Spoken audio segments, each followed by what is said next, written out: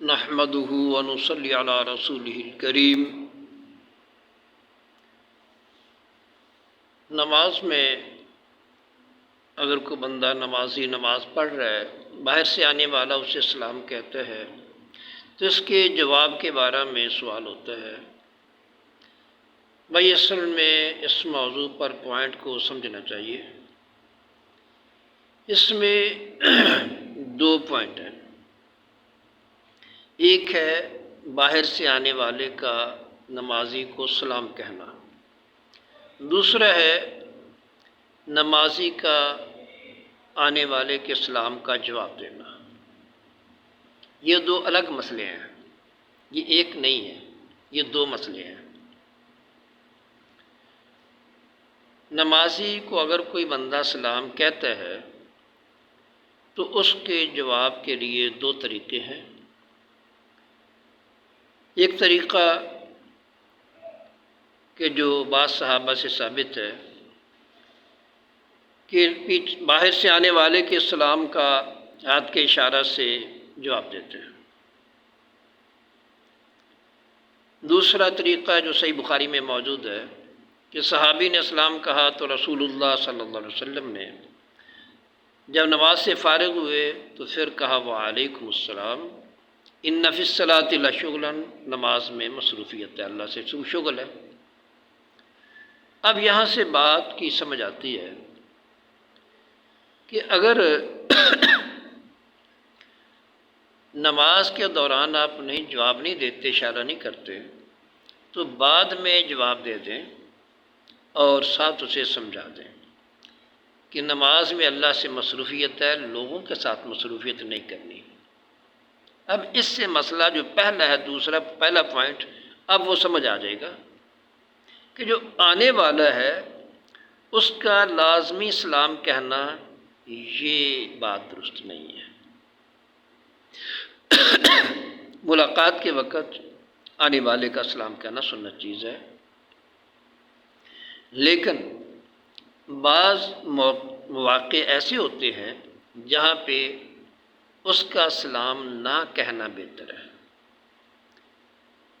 جیسا کہ نمازی نماز پڑھ رہا ہے تو اس اللہ کے ساتھ مصروفیت ہے، سلام نہ کہیں۔ ایسے ہی بندہ پیشاب بیٹھا ہے، پیشاب کر رہا ہے، اس کو آپ گزر رہے ہیں تو آپ اس کو سلام نہ کہیں۔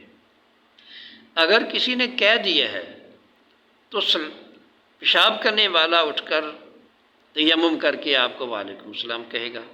اب حدیث تو موجود ہے، لیکن اس کا معنی یہ نہیں، اس حدیث کا معنی یہ نہیں کہ آپ پیشاب کرنے والا تلاش کریں کہ کدھر پیشاب کر رہا ہے۔ اگر فلش میں جا کر بندہ بیٹھ گیا ہے تو آپ اوپر سے کہیں السلام علیکم۔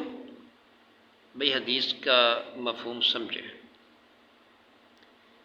کوئی نہا رہا ہے، آپ غسل خانے سے باہر کھڑے السلام علیکم۔ بھئی اصل میں موقع دیکھیں کہ جو بندہ ایسی حالت میں ہے جہاں اس کا جواب دینا مناسب نہیں ہے تو آنے والے کو اس سے گریز کرنا چاہیے۔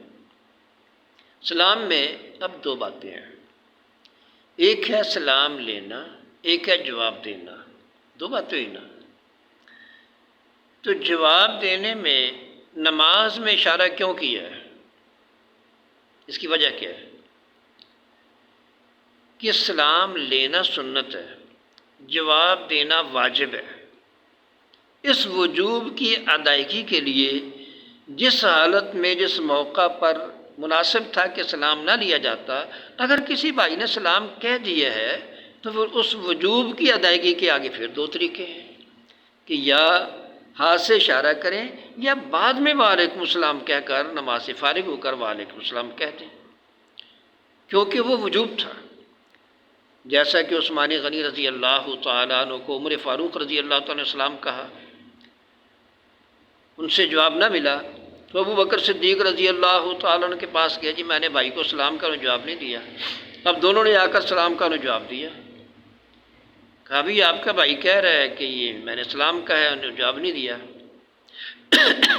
کہا بھی مجھے معلوم نہیں ہے کہ یہ یہاں سے گزرے تھے، سلام کی بات تو بعد میں ہے، مجھے یہ بھی نہیں پتا کہ یہاں سے گزرے تھے۔ میں کچھ خیالات میں مصروف ایسے تھا کہ مجھے ان کے گزرنے کا بھی علم نہیں ہے۔